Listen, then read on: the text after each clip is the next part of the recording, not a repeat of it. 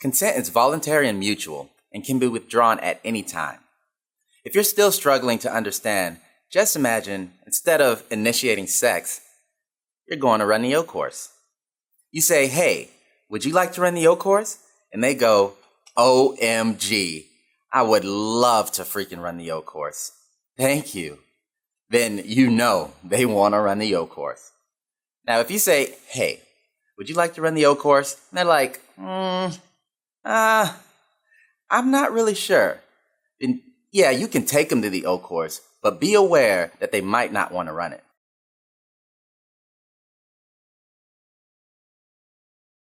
And if they don't want to run it, then this is the important part.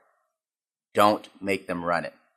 You can't blame them for you going to the effort of going to the O course on the off chance that they wanted to run it.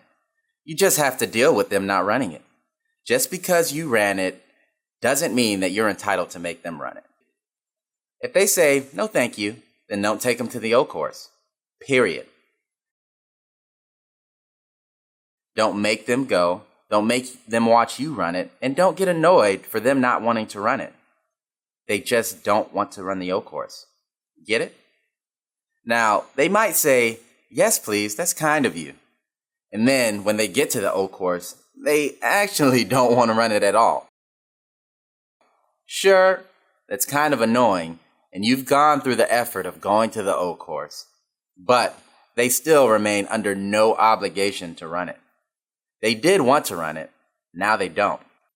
Sometimes people change their mind in the time that it takes for you to put on your boots, run, or even drive over there and arrive at the O course. And it's okay for people to change their mind. You're still not entitled to make them run the O course, even though you went through all the trouble to get them there. Now, if they're unconscious, don't make them run the O course.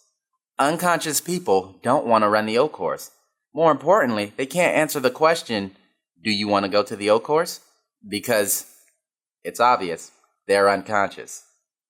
Okay, maybe they were conscious when you asked them if they wanted to run the O course, and they said yes, but in the time it took for you to, again, put on your boots and utes, run or drive over there and get to the O course, they became unconscious. You should just stop running the O course and make sure that the unconscious person is safe.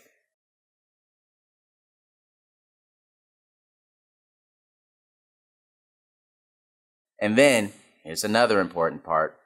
Don't wake them up and make them run the O course. They said yes then, sure, but unconscious people do not want to run the O course. If someone said yes to the O course, started running it, a little bit of college boy here, maybe a flying squirrel there, and then passed out before they get to the ropes, don't keep on making them run the obstacle course. Take them away from the O course and make sure that they're safe.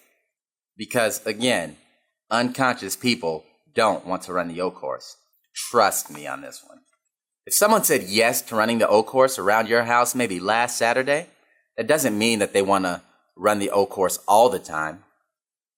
They don't want you to come around unexpectedly at their place and make them go run the O course, or force them into going by saying, "But you run it last week." Or they don't want to wake up and find you taking them to the O course saying, "But you wanted to run the O course last night." Do you think this is a stupid analogy? Sure. You all know this already.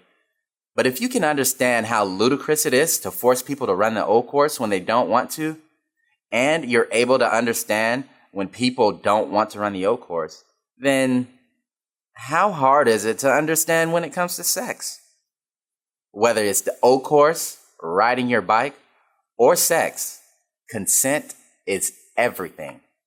And on that note, I'm gonna run to the O course. It's on us!